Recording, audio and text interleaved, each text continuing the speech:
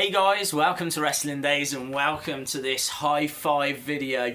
It is the high five moments of 2016. This was really difficult and there's a couple of big moments that I've kept out. Actually, one of them is the brand split, and the reason for that is because even though I think the brand split is arguably the biggest thing to happen this year, I don't think they executed it that well. It wasn't like this major announcement kind of, announced several weeks in advance. I mean, something like that could even warrant its own pay-per-view.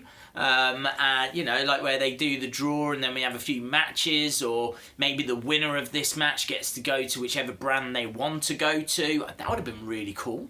But yeah, they didn't do anything like that. I think it was announced online, and then we had the draft episode a couple of weeks later, and that was it.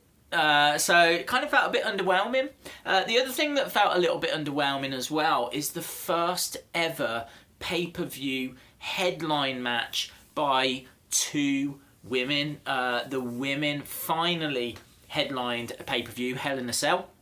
It was Sasha Banks against Charlotte, and again, it wasn't promoted in advance. We found out literally as we were watching the pay-per-view that the last match was going to be the women's match, and they deserved it. But like a monumental moment like that, it should have been hyped in advance. And it was a real shame. They deserved more promotion for that. So as a result, it was a little bit flat. But let's get to the 5 anyway, because these certainly weren't flat. At number 5, the arrival, the debut of the youngest ever IWGP champion, a 3-time IWGP heavyweight champion, 5-time IWGP Intercontinental champion, 1-time IWGP Tag Team champion, already in the Wrestling Observer Hall of Fame. You are talking about one of the biggest wrestlers in the world, Shinsuke Nakamura. He arrived in NXT, and not only that, he came in and had what many people regard as the match of the year. Shinsuke Nakamura versus Sami Zayn is stunning. It is stunning. As I say, many people's match of the year. It was Sami Zayn's last NXT match. It was Shinsuke Nakamura's first NXT match.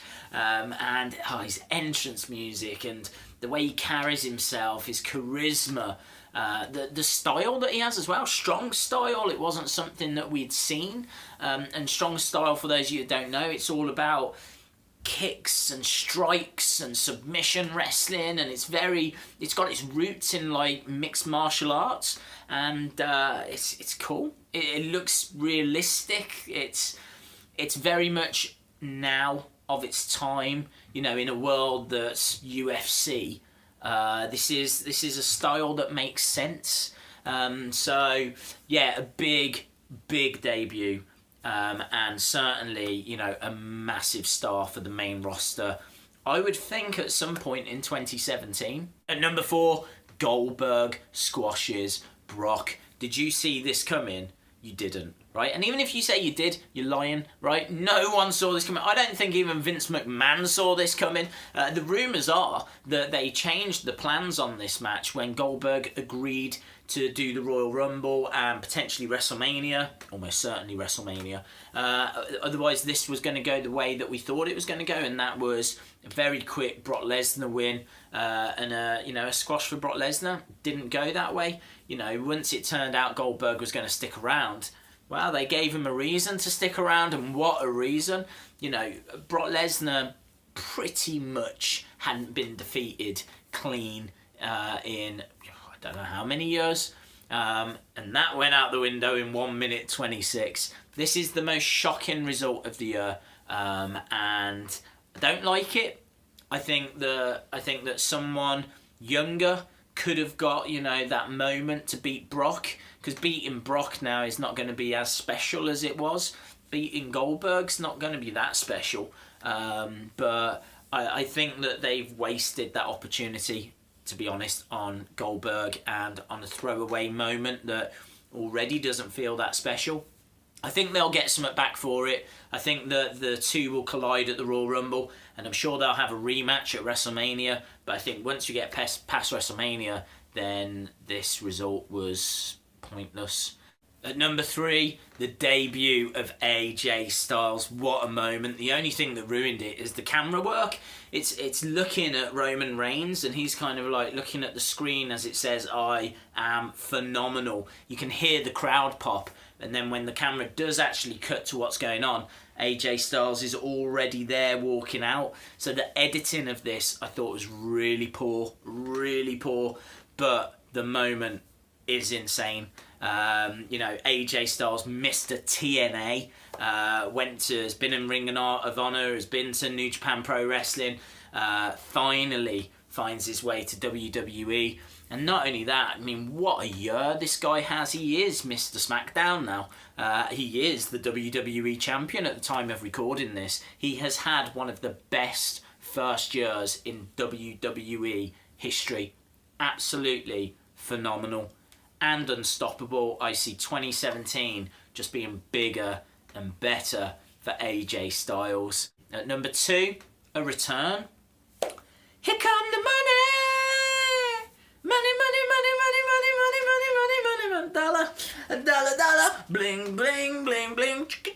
Who remembers the Vincent J. McMahon Legacy of Excellence Award? That is how they promoted the return of Shane McMahon. So that for like, I think a couple of weeks they were saying someone's going to win this award, and we finally got to Raw and the awards there, and Vince McMahon's talking about who's going to win it, and he announces that Steph is the winner. And so Steph comes out, gets to the ring, she's about to say her few words, and then that's when Shane's music hits. And, you know, we hadn't seen Shane for about 7 years, and it marked the change. It really marked the change in WWE, the arrival of the brand split and all of that. And the reason for it is because Shane came out and was just like, Steph, you don't deserve this award. You've been running this company into the ground. Let's have a look at stock.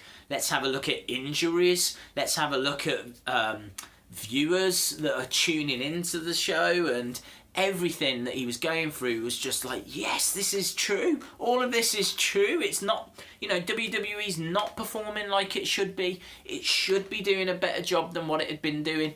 And we all felt that Shane was here to turn that around. And to a degree, he has, or at least has been part of a solution, even if it's not been the perfect solution. But I think most people are in agreement that the brand split has worked so far. So at number 1, a really sad moment, heartbreaking moment actually, and that was the retirement of Daniel Bryan.